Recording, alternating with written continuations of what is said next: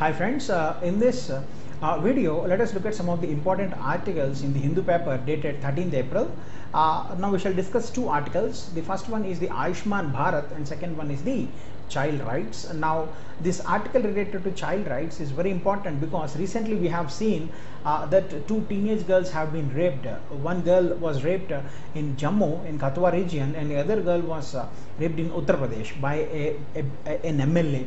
Okay, so therefore the issue of child rights is very important, and we shall look into the various articles and acts that have been enacted by the various governments to protect child rights. Okay, so let us start with our first article, which is the Ayushman Bharat. Now this Ayushman Bharat is also called as the National Health Protection Mission. Now this Ayushman Bharat has been introduced by the government of India on April 14th, 2018. Now it's a comprehensive health scheme.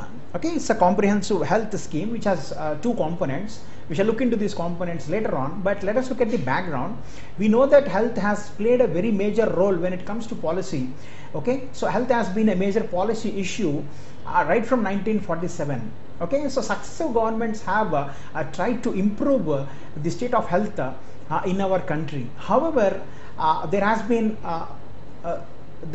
progress has not been achieved. However, little progress has been achieved due to various reasons. Now some of the reasons are the rise in population, the second one is the lack of resources, and the third one is the lack of policy implementation. Okay, so these are the three main issues that are affected the progress of health in India. Okay, now the government has come up with a new policy, new health policy in 2017. Now according to this health policy 2017, the government aims to spend nearly 2% of our GDP on health. Earlier on, in general, if you look at look at the statistics, you find that nearly 1%, not even 1% of our GDP is spent on health. So therefore the government is aiming to spend nearly 2% of GDP on health. Okay, so therefore the government has come up with this new what you call scheme called as the Ayushman Bharat. Now in this budget, in 2018-19 budget, 10,500 crores have been provided for this particular scheme. So let us look at the various components of this scheme. Now this scheme has two components. The first one is to set up health and wellness centers, and the second one is to provide insurance cover. Okay, now the second one, if you look at the second one, so therefore insurance policy will be provided to nearly 40% of India's population, and this insurance cover would subsume schemes like the Rashtriya Swasthya Bima Yojana and Senior Citizen Health Insurance Scheme. So therefore these two schemes would be subsumed. So Rashtriya Swasthya Bima Yojana and Senior Citizen Health Insurance Scheme will be subsumed in this component, this insurance scheme component. So let us look at the individual components. Let us look at the first component. Now in this in the first component, the government aims to set up 1.5 lakh health and wellness centers by 2022. So therefore the aim is to set up 1.5 lakh health and wellness centers by 2022. Okay, and the government also wants to create a new healthcare system. So it wants to create a new healthcare system using this 1.5 lakh health and wellness centers. Okay, now the country's primary healthcare system has been focusing on communicable diseases like AIDS, TB, malaria, cholera, etc., and it has also been focusing on reproductive health, on maternal health, on child care, etc. However, in this particular scheme, in this Ayushman Bharat scheme, non-communicable diseases will also be included. So earlier on, only the focus was only on communicable diseases.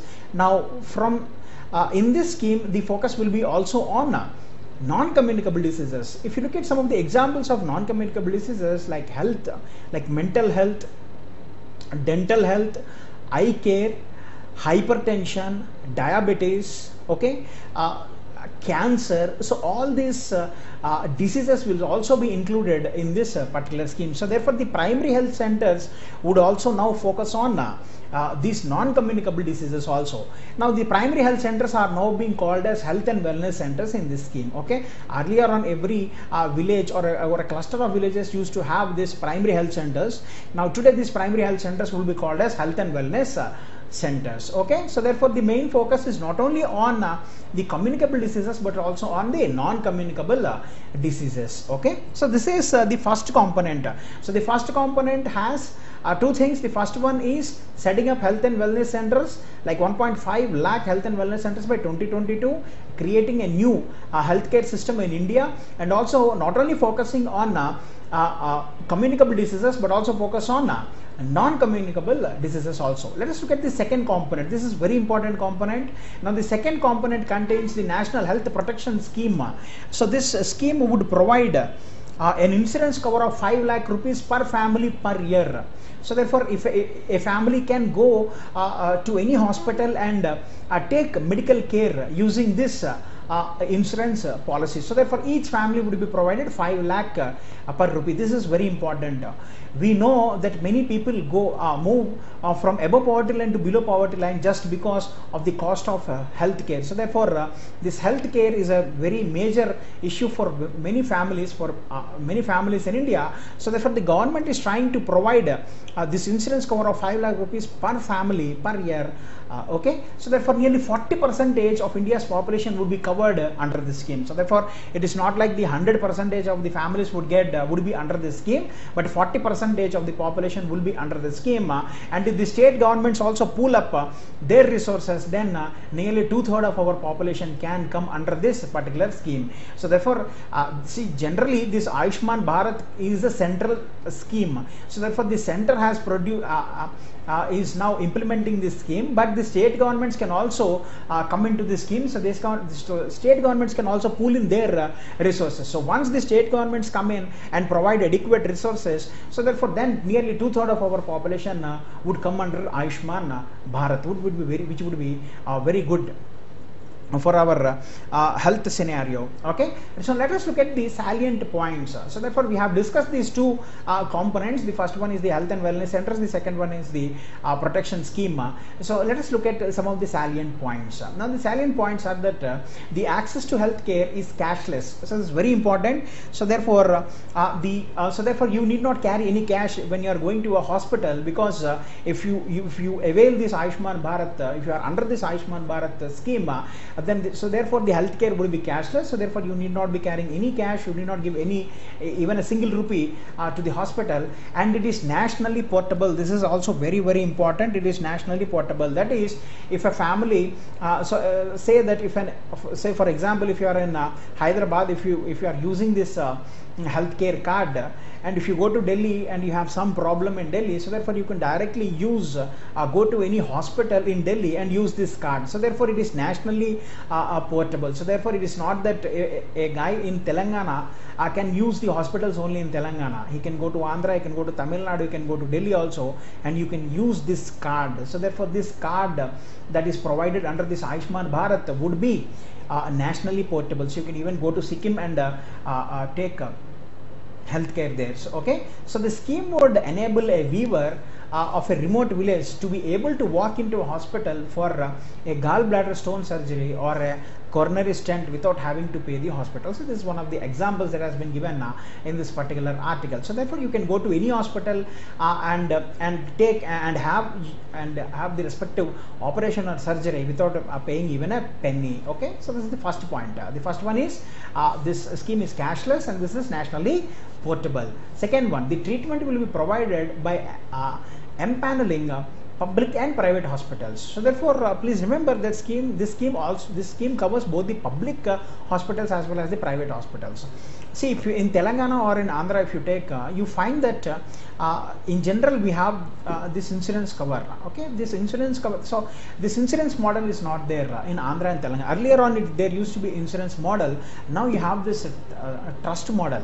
So therefore the state government in collaboration with the trust, I think it is a GVK trust. So therefore this GVK is now implementing this scheme, Arogyasri 108 and all. So therefore you find that there are various models, and the state governments are generally either going for the insurance model or what we call as the trust model. In Telangana we have trust model, in Andhra we have a trust model. If you look at this 108 badge, you would be finding GVK emblem on the 108 ambulance. So therefore it is a trust. So therefore Andhra and Telangana, they are going for the trust model. So therefore you find that if you are under this Ayushman Bharat, then you could use public and private missions. And the next one is that this mission enables increased access to inpatient healthcare. So it's not only for the outpatient, it's also for inpatient, and this scheme also provides a benefit of an insurance cover of 5 lakh rupees per family per year.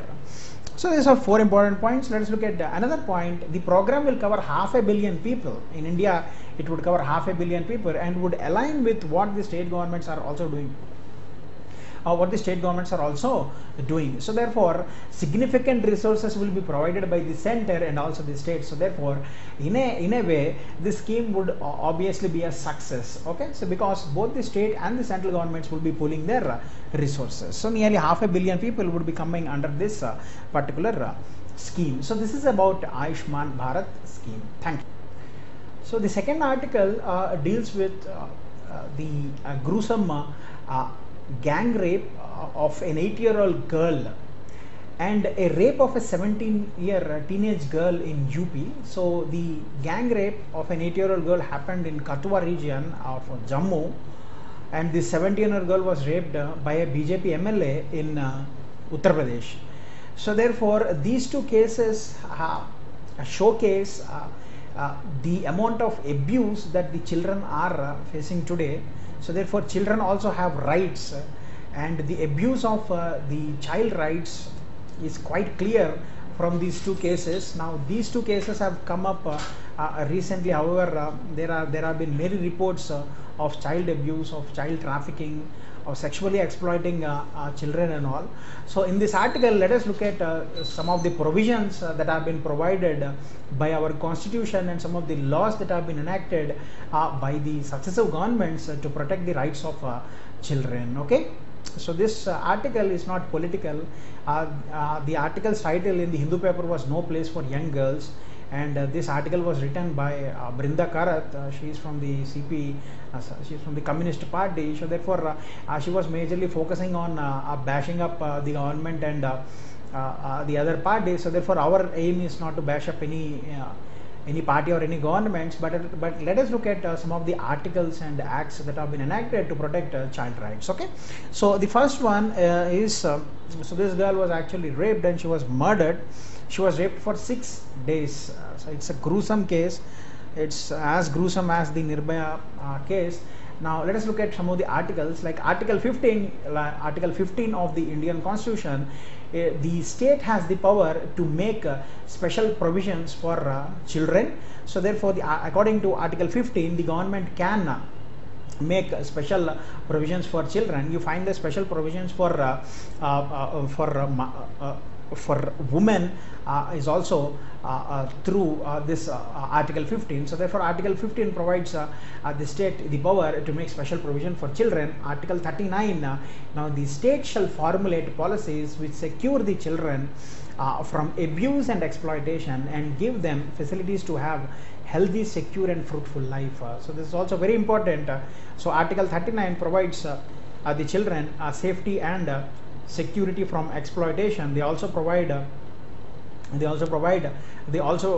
talk about the government providing them facilities for healthy, secure and a fruitful life. So these are two articles that are related to the children rights. Now we must remember that India had ratified the UN Convention on Rights of Children on 11th December 1992. Okay, so therefore India also has a National Commission for Protection of Child Rights. This National Commission for Protection of Child Rights is a statutory body. It's not a constitutional body. This was set up in 2007. So the first point is that we must remember that India is actually a signatory to UN Convention on Rights of Children right from 1992. This convention came up in 1989. However, it was ratified in 1992 by India. Now next you have this National Commission for Protection of Child Rights. Remember that this is a statutory body and was set up in 2007 under this Protection of Child Rights Act. Okay, so this was under this Protection of Child Rights Act. This act was later amended in 2006. Next, a special law, namely the Protection of Children from Sexual Offences. an F is missing here. So the protection of children from sexual offences is called as the POXO Act. This act was enacted in 2012 and this act has been passed to deal with child sexual abuse cases. Okay, so therefore this has been a special law. This law has been specifically enacted to protect the children from sexual offences. Okay, now the act has come into force with effect from this 14th November 2012. So this act has been there right from 2012 and various rules have also been framed. Now this POXO Act 2012 is a comprehensive legislation to provide for protection of children from offences of sexual assault, sexual harassment and even pornography. Okay, so this act would actually provide the children, protect the children from sexual assaults, from sexual abuses or harassments and pornography. Now this act provides stringent punishments ranging from simple to rigorous imprisonment. So therefore simple imprisonment would be for 6 months and the stringent would be, rigorous would be up to 7 years. And after the Nirbhaya act has come up, if a girl child is raped and killed, then it would be considered, if the Supreme Court considered it as a rarest of the rare cases, then the perpetrators could even be killed. Okay, sorry, not killed, the perpetrators would even be hanged. So the death punishment could also be given. Okay, now an offence is treated as aggravated. So according to this act, an offence is treated as aggravated when it has been committed by a person in a position of trust or authority. Okay, now this is very important because recently a girl was raped by an MLA. Now that fellow, he is in a position of trust, he is actually a public servant. So therefore his offence, his crime would actually be aggravated according to this act. So therefore even more stringent punishment would be provided to that fellow. Okay, so the National Commission for Protection of Child Rights and the State Commission for the Protection of Child Rights have been made the designated authorities to monitor the implementation of the act. So the POXO Act of 2012 is generally implemented under the guidance of this National Commission for the Protection of Child Rights and the State Commission for Protection of Child Rights. So here the one point is very important. There are various things when it comes to this act, but however I wanted to mention this aggravated term. So the offence is considered to be aggravated if it has been committed by a person in a position of trust, like a police officer, like a member of a security force or a public servant, like an MP or an MLA or any other bureaucrat. So therefore even the gang rape of that 8-year-old girl, even you find that there are two people who were one was a constable, the other one was a sub-inspector. So therefore those crimes, their crimes would be aggravated according to this POXO Act. Next, now children are considered to be a vulnerable section.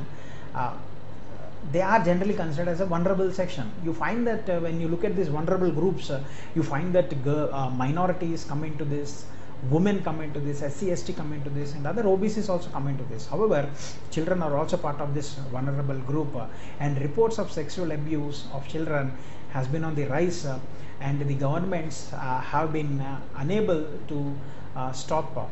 The states have been generally unable to stop it. Okay. Now governments in general have to take several steps in order to curtail the rise of these sexual offences. So therefore some of the measures are being discussed. The first one is that the public must, there must be an awareness campaign by the government when it comes to this POXO Act. So the people have to be made aware that a POXO Act exists, and according to which stringent punishments can be given to sexual abusers. Okay, and the punishment to the perpetrators of such crimes must be pretty swift. So therefore the cases should not be dragged on for years. If a person is found to have committed such an offense, then he has to be immediately booked, and the punishment has to be very swift. So therefore then only there would be fear among the public that if we commit some such a crime, then the punishment would be very swift. Okay, and special courts must be formed to look into these cases. So therefore special courts have to be formed to look into these child abuse cases and child sexual assault cases. So therefore we need special courts, and special police units must also be set up.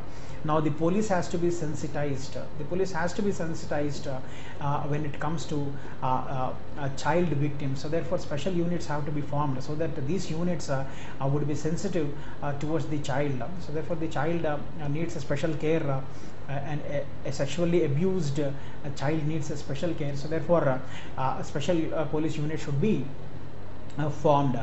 And please remember, when we are saying children, people below the age of 18 are considered to be children. Okay, now the sexual abuse need not be only on a girl child, but it could be even on a boy child. So therefore in according to the POXO Act, a child is considered to be any human being who is less than 18 years old. So these are some of the provisions that the government must take. So these are some of the things, steps that the government must take in order to curtail this rise of this sexual assaults. The first one is bringing the public awareness with respect to the acts, and the second one is the punishment must be swift, and the third one is special courts have to be formed, and the fourth one is special police units must be formed. These things have been mentioned in the POXO Act itself. Okay, so this is about the child rights. Thank you.